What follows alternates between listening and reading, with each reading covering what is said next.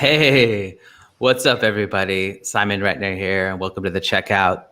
Usually a podcast. We just recently featured Gifton Gellin, a Letter One Rising Star winner. Definitely subscribe to the podcast, Stitcher, Spotify, wherever you get your podcast, checkoutjazz.org. But today we are live streaming with the vibraphonist, composer, live electronics artist Sasha Berliner. Came to New York City's and hit the jazz scene blazing hot at 18 years of age.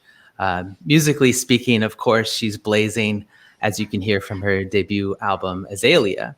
But she's also made an impact with her thoughtful commentary, basically on the state of the world, everything going on, the chaos that surrounds us daily.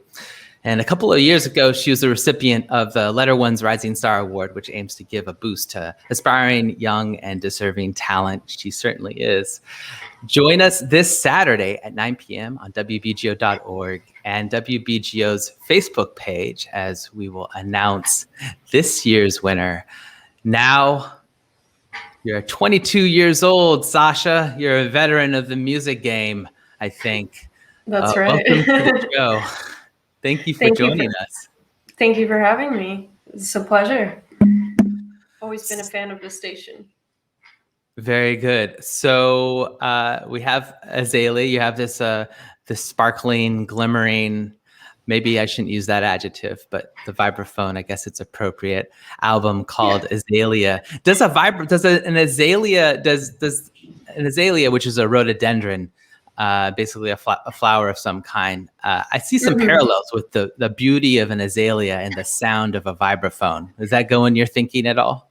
Yeah, definitely. I think there's this aspect of nature and blossoming. There's definitely like a coming of age analogy there that it wasn't intentional, but I did realize it after the fact. And yeah, there's definitely about a beauty in observing, I don't know, the state of the world and the state of musicianship and the jazz community and everything that is reflected in the title and the music both. Well, azaleas are absolutely beautiful. I learned they're also poisonous, and oh wow, you can create like if you can make some honey. If you get honeys on azaleas and then you make honey out of if you get bees on azaleas and then you make honey from those bees, it can actually be poison honey.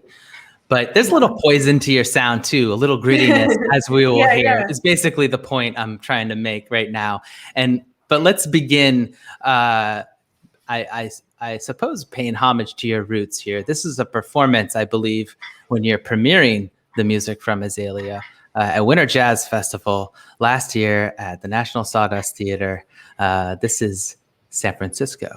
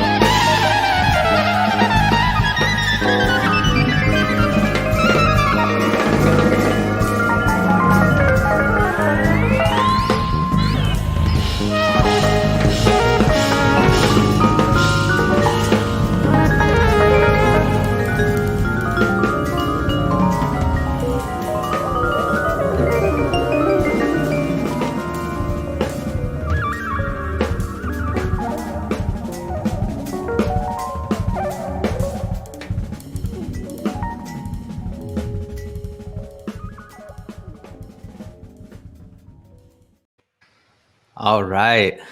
San Francisco, I believe Interlude San Francisco is the name of that from Azalea, if you want to pick up that record. Morgan Guerin on the iwi. I love the iwi. Definitely, we want more iwi playing in the world in general. So thank you, Morgan, for that. Kanoa Mendenhall on electric bass. She also plays upright. Chris McCarthy on keys and electronics, Jongkuk Kim on drums, and then you have a cellist and violinist, Lucas Saur, and Leonor Falcon Pasquali, all on this gig. That piece right there, the very beginning sound improvised, but I suppose the rest is through composed? Is that what we were hearing right there? Yeah, so actually the beginning that I was doing is part of basically the intro to Azalea, which is called Forward. So I do like a looping thing for Forward. That's the intro to the album, to Azalea.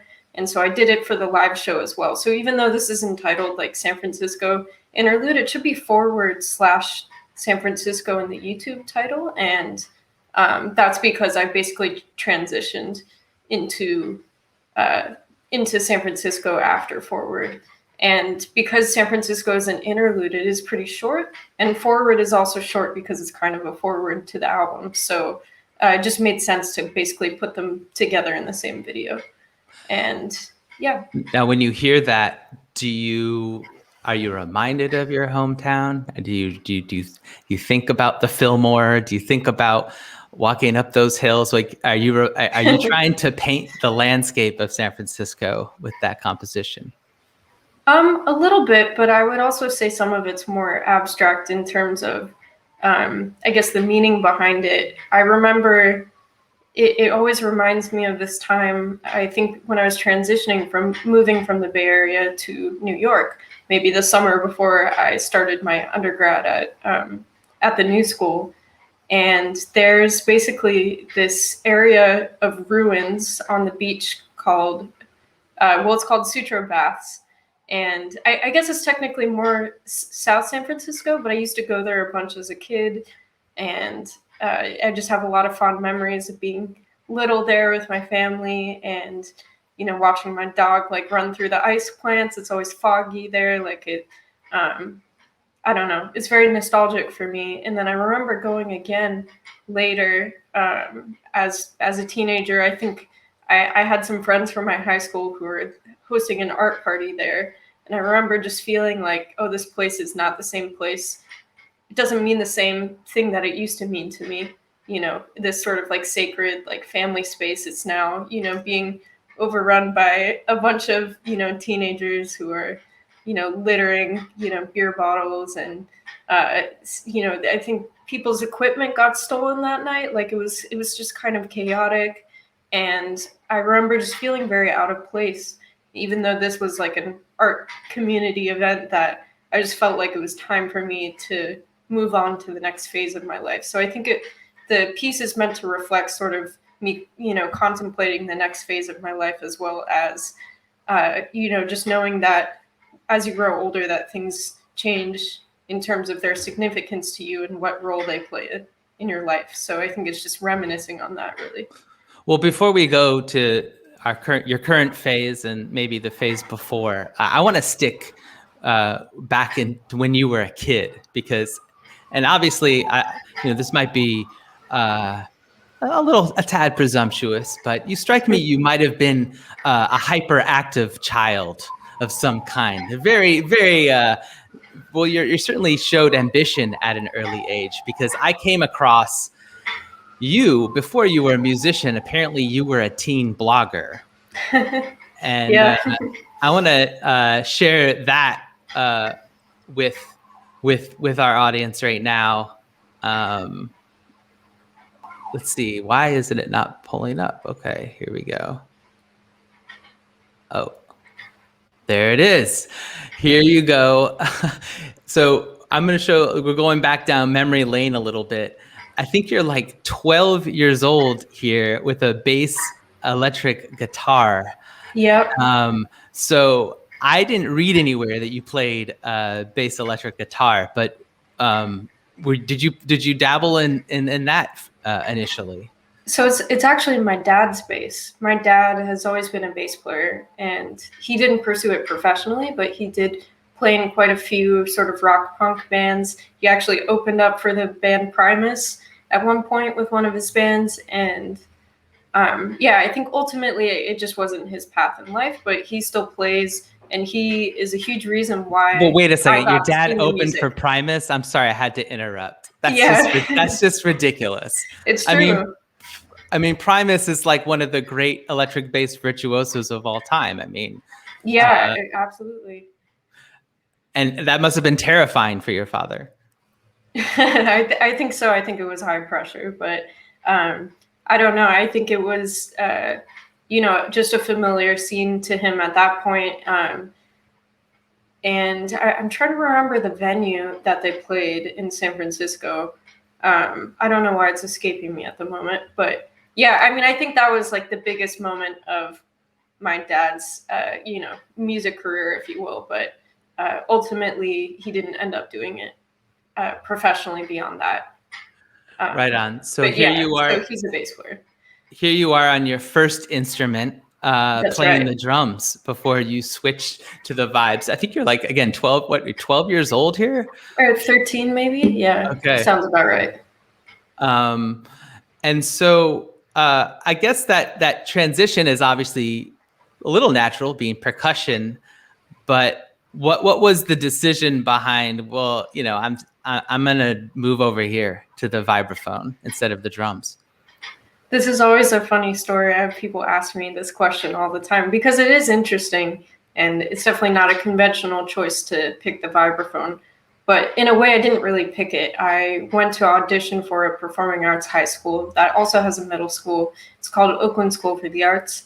And I just wasn't happy with where I was going to middle school. I really wanted to study music in a more like, I don't know, I almost said professional, but academic setting maybe, or just more seriously. If I could learn music while I was at school, that was amazing to me. So I went to audition for the school, and I remember I have a friend who also plays the drums, and she was a year older than me, and she told me, it helps you to get into these schools if you also show some like melodic knowledge. And at that point I knew like maybe 3 major scales, a couple of triads or something like that. And she lent me her xylophone, or was it a xylophone or a glockenspiel? So I basically auditioned on drums, but I also said, hey, I brought my glockenspiel. Do you want to hear me play some stuff? And they said, okay. And I did that. And then 3 days later, I get a phone call that I was accepted, but they already had about 7 drummers in the program, and they didn't really need any more. So they said, well, you can play drums, but really we want you to play the vibraphone. No one's playing the vibraphone right now. And I was like, I don't know what that is. A xylophone is a xylophone. Like, I had the same thought process that most people do when they hear the word vibraphone. They're like, oh, it sounds similar to xylophone, but I've never heard of this. And that's basically how I got started. And then I think ultimately I resonated with the vibraphone a little more. I loved playing drums, but I remember not feeling totally confident in my drum abilities in terms of, I guess, leading a career or something like that. That's why, you saw I also dabbled in fashion blogging and writing, stuff like that, because at that age, I wasn't sure. I wasn't sure if I was going to tackle all those things at once, or like what my path in life was. I mean, it may have just been I was too young to really be able to say. But some people know from an early age, and I actually didn't until I really started playing the vibraphone. And then it sort of became very clear to me that this is the instrument that I wanted to speak on, and that I wanted to be like a part of my identity in my life, in my growth. So if you want to find this article, you go to refinery29.com and you can see all of the slideshows where you're looking very fashionable in this video. Sorry, not the video, but image here. You talk about growing up in San Francisco and just the freedom that you had in that environment. Obviously, your parents were probably liberal in many ways in allowing you to pursue your dreams, but just that idea of them empowering you and giving you the green light to just put yourself out there at such an early age as a blogger, but also as a musician. I mean, were you just very naturally gifted in that way, where you felt like you could just present your ideas in many different formats to the world? You were just uninhibited. I mean, I would definitely say I was very lucky to have a family that was very supportive of me, taking on an artistic endeavor. I will say, though, that came with them saying you really have to work for what you want. And, this kind of stuff, like, it doesn't get handed to you. If you want to be an artist, like, you have to know it's hard. It doesn't always make a lot of money. It comes with a lot of sacrifice and compromise. It's not easy at all. And, you're going to have to really put in the work. You have to practice all the time. You're going to have to do, this and that. Like, it definitely wasn't like, they wanted me to know going into it that it wasn't going to be easy. But, that if I really wanted to do it, ultimately they didn't want to stand in the way of that. And I think when it came to the fashion blogging thing, there was definitely a connection to my mom. She works in retail, and she used to sell fashion clothing. She had a store that, sold some like mid-tier designers, as well as, some lower tier designers, things like that. And she definitely got me into fashion. That's, she's probably my biggest encouragement on that side of things.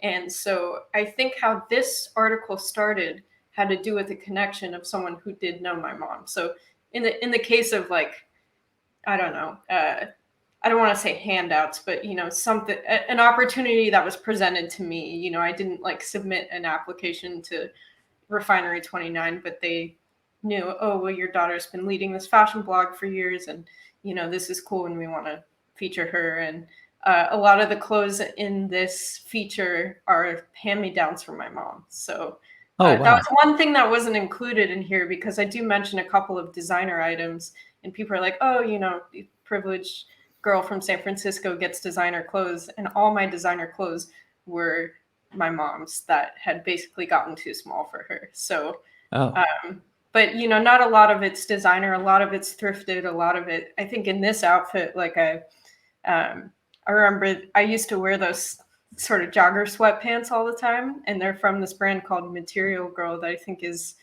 sold at Macy's. So, it's not like, I don't know, like, and I learned the value of, having, secondhand clothes or thrifting stuff. That was a huge part of my style. But it wasn't really well articulated in this article, just as a preface. But anyways. All right. Well, I think I'm done embarrassing you for now. You had no idea that I was going to bring these old photos. In fact, you probably had even forgotten about them. But you do represent this generation, though, where your digital trail is just like thick from the very beginning. You also have a debut recording for the die-hard Sasha Berliner fan. No. If they can find it, I'm not going to play it. I'm not, because you can't get it anywhere. It's called Gold, and I know you're singing on it, and it has I wasn't even able to hear it, and we're not going to focus on it, but it's just kind of interesting in your evolution. You're putting out work at such an early age before you even know who you are as a person, as a human, right? It's just kind of wild. Yeah, I think that's kind of why I took that album down, because I felt like, oh, this isn't really a reflection of who I'm going to be for most of my life. Like, it just felt, I don't know, it felt amateur. It felt like, oh, this was a phase in my life, but maybe it's a phase I'd rather forget. But some people still, ask me about that album. Where is it? I love it. Can I still buy it? And I'm like, no. Maybe I do still have some physical CDs, but I'm more keen on what I'm doing now. Well, let's hear Sasha Berliner Here and the Now. This is from a performance at the Voltaire entitled Between the World and Me.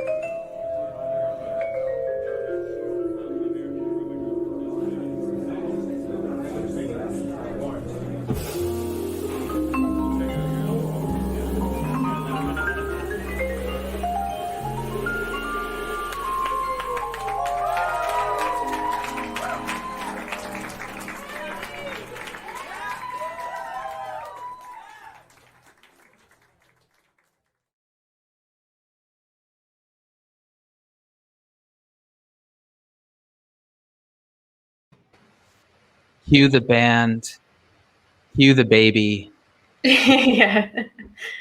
Between the World and Me, Sasha Berliner live at the Voltaire.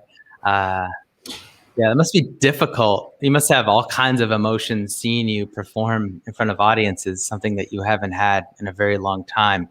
But we'll get to that in a second. Between the World and Me, Ta-Nehisi Coates wrote a book entitled just that. And I asked you to actually read us a passage from it, and why you decided to dedicate a composition that we just heard to it. I'll just give you the platform and speak. Great. Okay. Yeah. A quote that I found that's from the beginning of the book when Ta-Nehisi Coates is basically writing. I mean, the whole book's kind of a tribute to his son and prepping him for, the reality of being Black in America and what that means. Obviously, it's not an experience I can speak on behalf of, but I did want to encourage my listeners to ruminate on, what does it mean to be non-Black and be playing Black American music? How do we respect that? How do we honor that? And how do we, maintain awareness about, contemporary issues and be honest about the history of America and colonialization and imperialism and a number of things. So the quote sort of talks about that as well. Perhaps there has been at some point in history some great power whose elevation was exempt from the violent exploitation of other human bodies. If there has been, I have yet to discover it. But this banality of violence can never excuse America because America makes no claim to the banal. American believes itself exceptional, the greatest and noblest nation ever to exist, a lone champion standing between the white city of democracy and the terrorists, despots, barbarians, and other enemies of civilization. One cannot at once claim to be superhuman and then plead mortal error. I propose to take our countrymen's claims of American exceptionalism seriously, which is to say I propose subjecting our country to an exceptional moral standard. This is difficult because there exists all around us an apparatus urging us to accept American innocence at face value and not to inquire too much. And it is so easy to look away, to live with the fruits of our history, and to ignore the great evil done in all of our names. So that I picked that quote because I think it talks a lot about the fact that colonialism and white supremacy is so deeply embedded in, just the way that we teach the history of this country and the way we go about, concepts of patriotism and, to economics, to efficiency, industrialization, without acknowledging how much of that came about because of exploiting Black folks. And, that's a huge part of this country that we just, it's not to say that sometimes we certainly overlook it, but we definitely underplay it.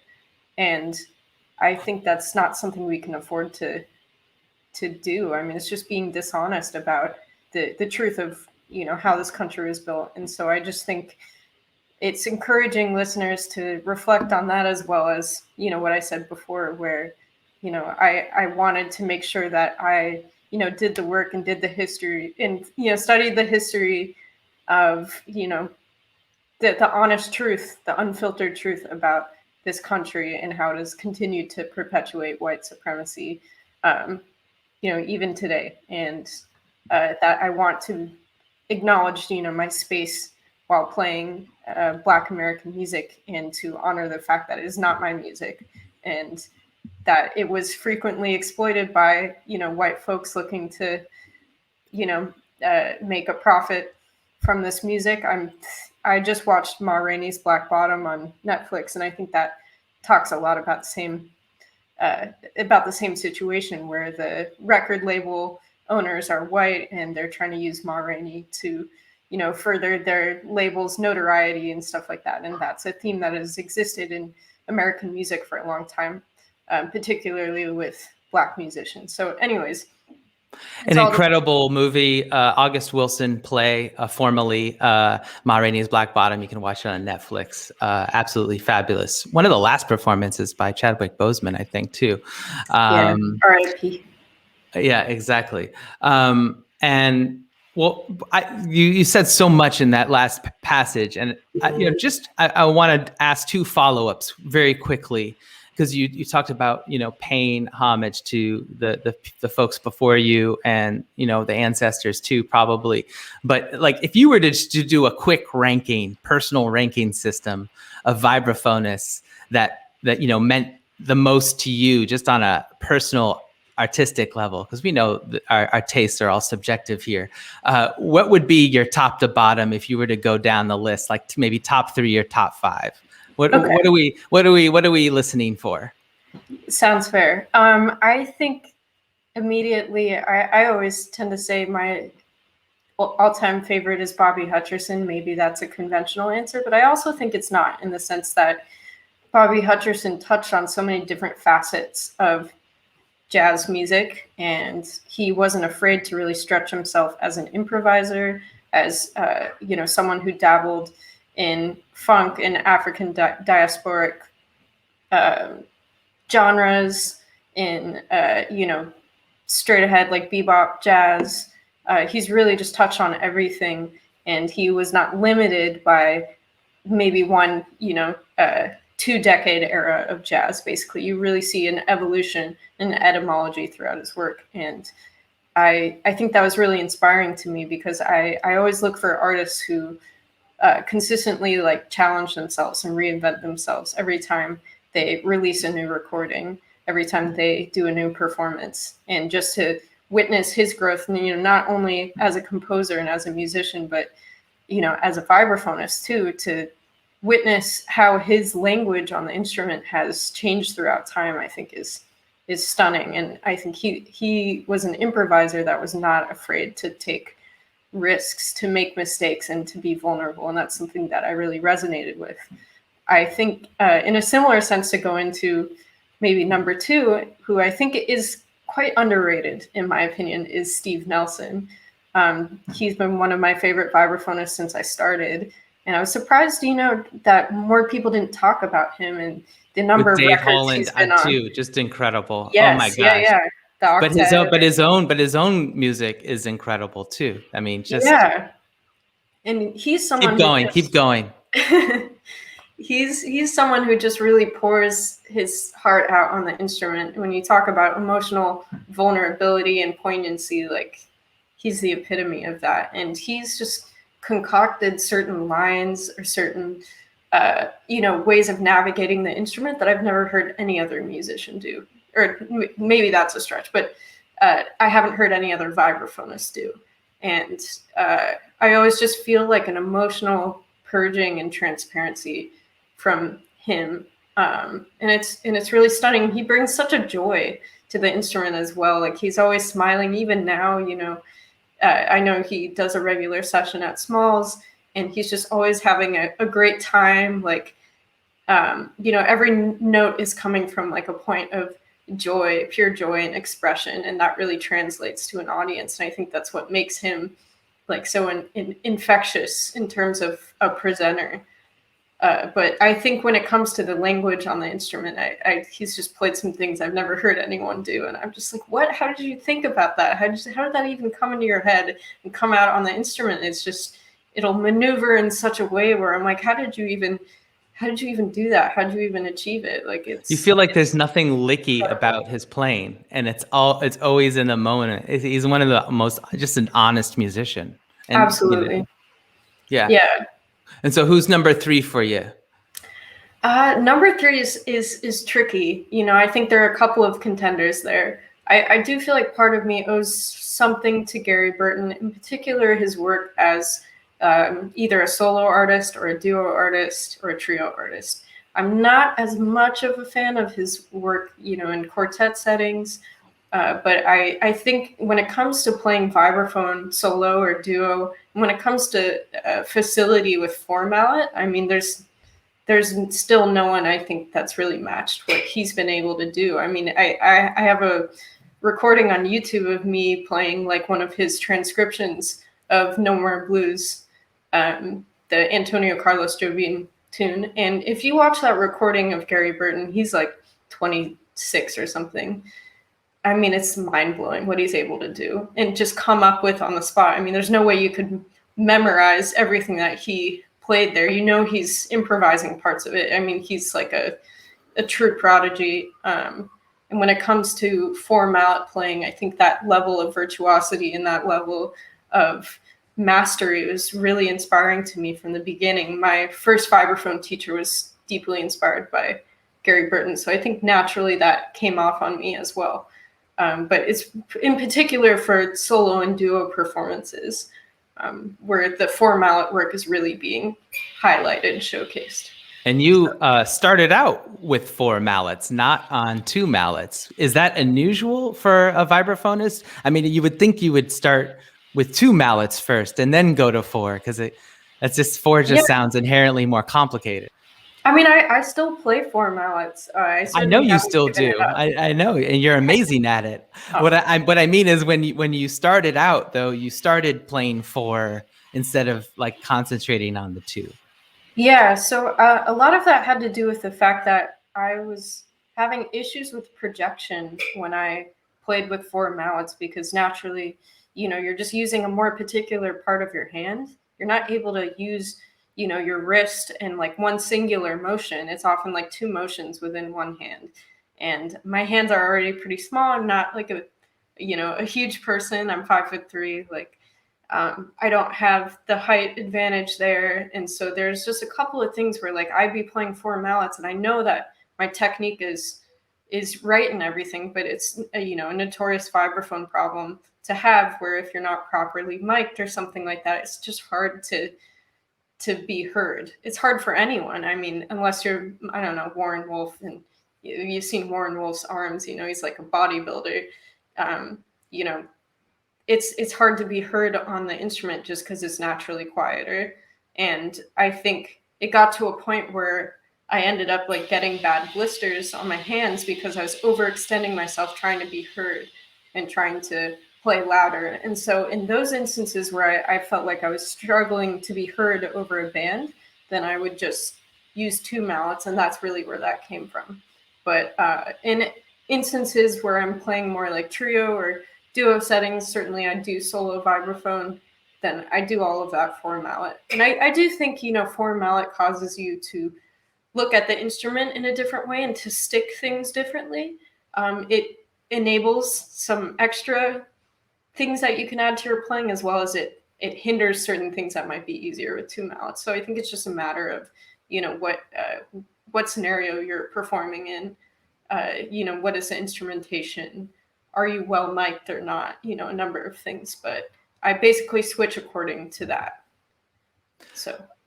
And quickly, how are your guns now?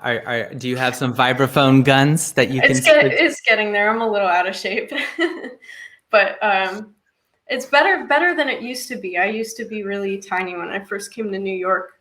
I think due to a number of things, but I definitely have more muscle on me, so that certainly helps, and it's something I have to keep up with, because I've noticed just how much it helps me in terms of things like projection and just, I don't know, not getting as tired. I mean, you know, when it comes to wrists and fingers, like if you have proper technique, you won't get tired. But, you know, there are occasions where you really have to dig in and you might have to use a little more of your forearm or something like that. And in that case, you know, being more muscular does help. So, all right. Well, let's listen to you working things out. Working out recently in Brooklyn at the Bar Bayou, doing a live stream, performing music of Wayne Shorter, which is, I guess is also, you know, not only Wayne Shorter, obviously one of your other heroes. If he played the vibraphone, I'm sure he would be on that top three, but he doesn't. Obviously. He plays saxophone, but he's certainly influential to you as a composer. And Jesse Markowitz asked you to play on his record. That name is called Palladium, right? And you can go find that record, Palladium, celebrating the music of Wayne Shorter. What track do you play on that album? It's the opening one, so it's Meridian of Wood Sylph from 1+1 with Herbie Hancock, And I do quite a lot of electronics on that one. It's pretty long, and it's really long. We're not going to play it here, but I highly recommend it. That you guys definitely need to listen to it. But we do have a little video of you performing here, and I would love to share it with y'all. This is you playing ESP for a brief while here at Bar Bayou in Brooklyn. Sorry, Bayou, I should say.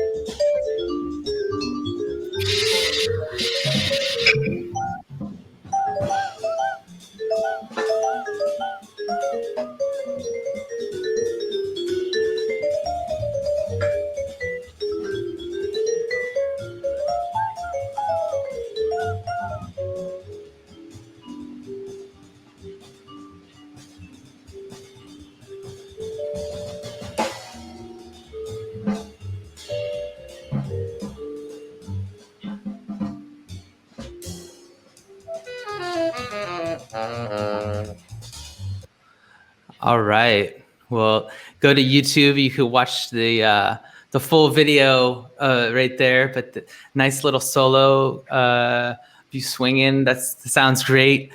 Again, and you were playing this music, I believe, at Smalls this Saturday at 5 p.m. as a live stream as well. Yeah, that's right. Different arrangement of people. So in that recording, that would be Russell Hall on bass, Nicole Glover on saxophone, and Kush Abedea on drums. So the only difference is that we have Russell and Nicole playing on this, as well as Sean Mason, who's a up-and-coming pianist. I think he goes to Juilliard. And Victor Lewis on drums, which I'm really excited about. I've been a big fan of his for a long time. So it should be fun. Yeah. Excellent. All right, just to go back on a little bit more of serious note and to Ta-Nehisi Coates, talking about this notion of American exceptionalism, which is certainly an idea that I have grappled with a lot. Also, as a white man covering this music and traveling the world considerably, and obviously, my career and success is indebted to obviously, all the great Black artists and thinkers that and this idea of how American exceptionalism has made its way into our cultural understanding of this music. And I'm wondering if you have thought about that to any degree.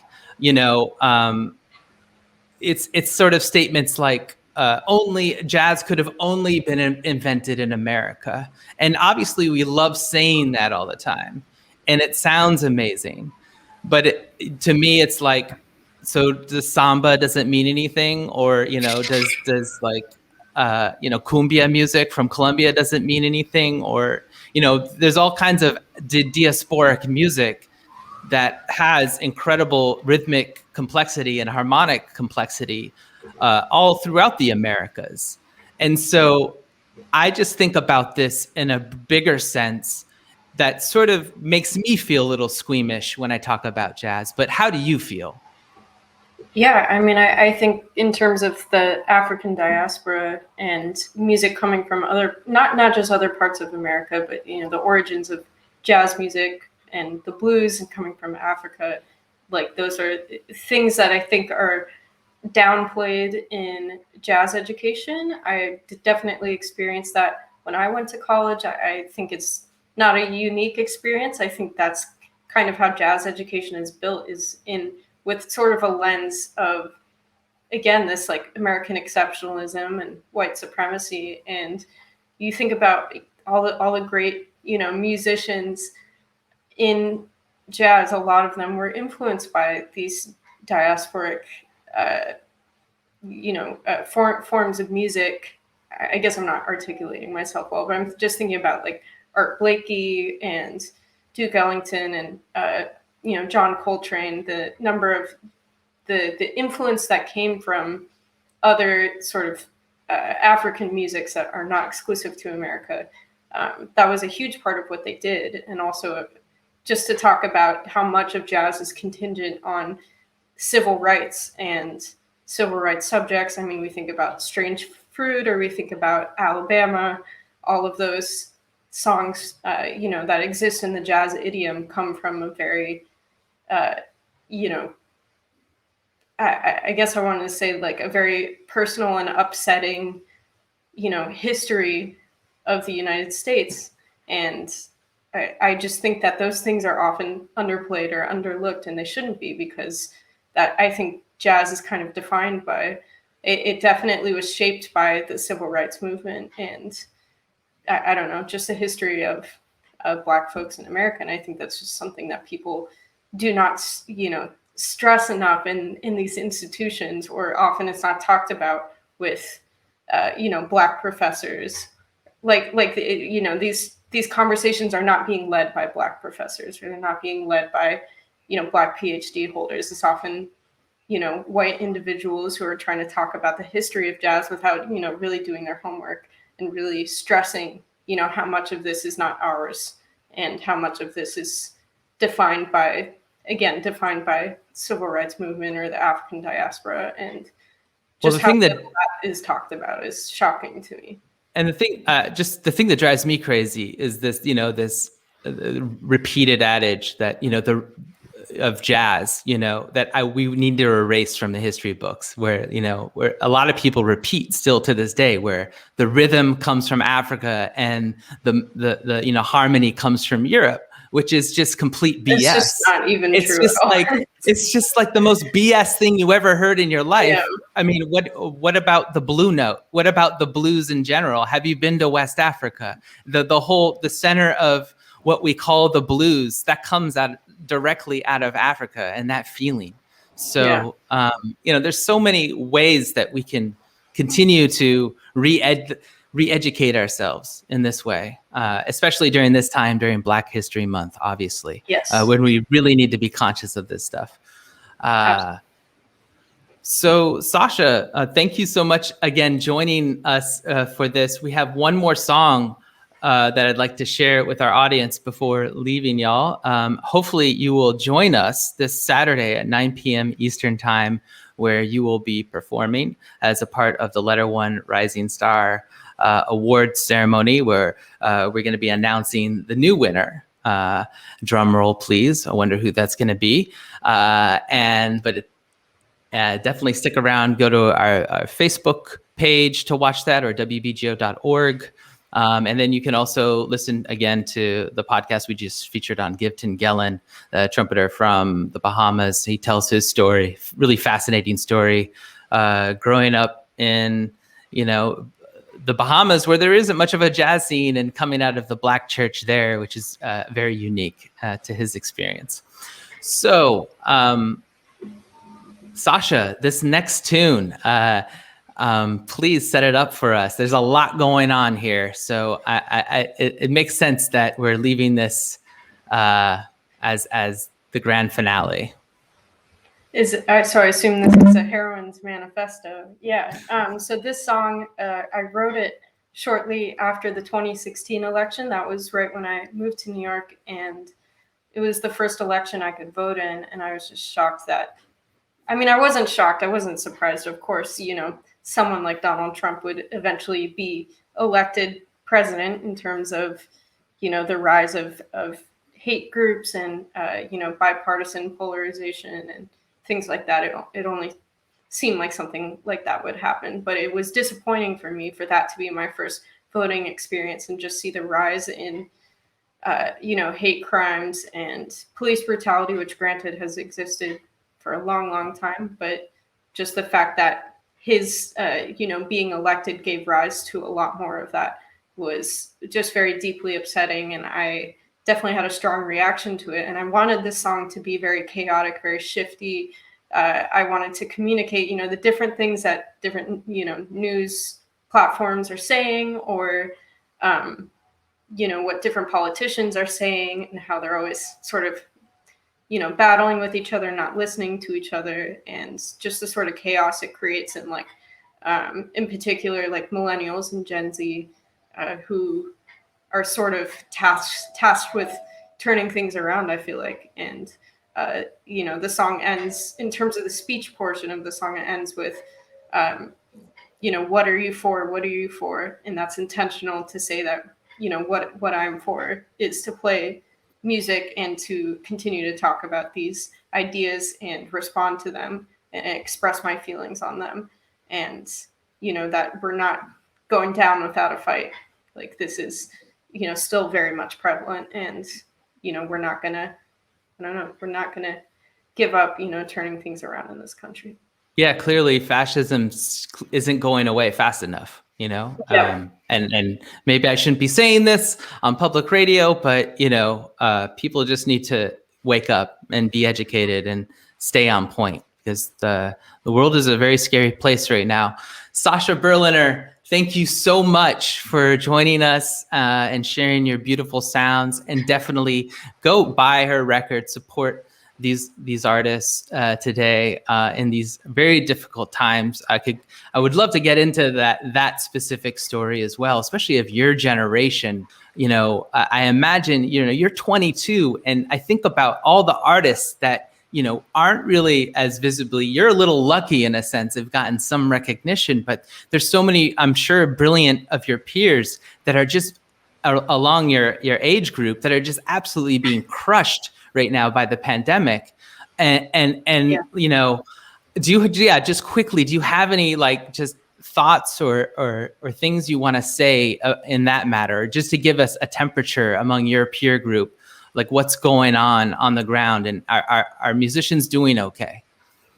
I would say that for the most part, musicians are really struggling right now. And I've talked to people, in my generation. I've talked to people who are much older than me, and I think, the majority of folks are really struggling right now without, live gigs, without tours, without ways of physically promoting their music. I think we're very lucky to live in a time where social media and digital platforms have the influence that they do, but at the same time, it doesn't, compensate for the power of a live audience, for the power of, physically going to a new location and presenting your music there and interacting with people there. Like that aspect is huge when it comes to live music. And, we don't have that. And I think, for me, like I graduated college in the spring, and I was set to do like a bunch of tours, and then they all got canceled. So I sort of feel like a little unmoored right now, even though I do have some things going on. I'm working on a new album, and I'm playing some shows here and there. I'm teaching, but, it's definitely not the level of work that it would have been. And I think that's true for a lot of my peers. And it's, hard to stay creative and stay focused and stay motivated, especially when, you are not, I don't know, experiencing the same notoriety or the same, financial gain that you normally would from your music. I think it's a bummer. So, it's definitely a good time to really support artists, musicians, share their stuff, buy their albums, buy their merch, tell, if you don't have the money for that, then at least, share it, tell your friends, get these musicians well known, especially those that you don't see talked about as much. Just like you said, I mean, I think that's a huge issue. We tend to perpetuate the same couple of, people in one generation, but there's no reason why we shouldn't feature other musicians or talk about them more. So I think just, share what you like, contribute, support. That's all we can really do at this time. And it means so much to all of us. So, we really appreciate that support. Yeah, and especially if we take a look in the mirror, as all of us, as Americans, we got to step up to the plate, because this is a country that inherently does not value creativity and does not value the arts. So we have to overcompensate to band together to support artists like you, Sasha, to support musicians that beautify the world. And this is what we try to do here at WBGO and the Checkout all the time. But, that's, what we need to do right now is work together and try to find the funding. Maybe we can talk about that offline of, maybe, some tech giants in San Francisco. We can talk about building a trust fund for artists like yourself, but it needs to happen. Sasha Berliner, thank you so much for joining us. And yes, here we go. Get ready, y'all. Ooh, now I just need to find it. There it is. Thanks again. Great seeing you. So go buy our record. It's on Bandcamp. Azalea, Azalea. That's right. And there we go. I approve of violence. There is a minimum requirement of morality, of moral compass, of decency, of human empathy, of behaving like an adult, of behaving not like a sexual predator. I think that every single Republican is going to have to answer the question, what did you do the day you saw the tape of this man boasting about grabbing a woman? No, like, how is this politics? How is this what we're talking about? But what else can you talk about? What else can you talk about today? I mean, what, you're going to talk about Jeff Sessions being nominated for Attorney General, or the fact that Republicans are trying to confirm a man with a history of opposing civil rights to run the Justice Department? We could talk about that, but how can you concentrate on anything? For us as Europeans, it is only normal again when we are great again. Hail Trump! Hail our people! Hail victory! Our great down there is great. Our veterans and our police are the enemy. Because they're the enemy. The homeless are the enemy. You think you deserve respect? Well, just common courtesy. Because you went to public school and grew up believing you're entitled to everything. Tell them why you're here. We can't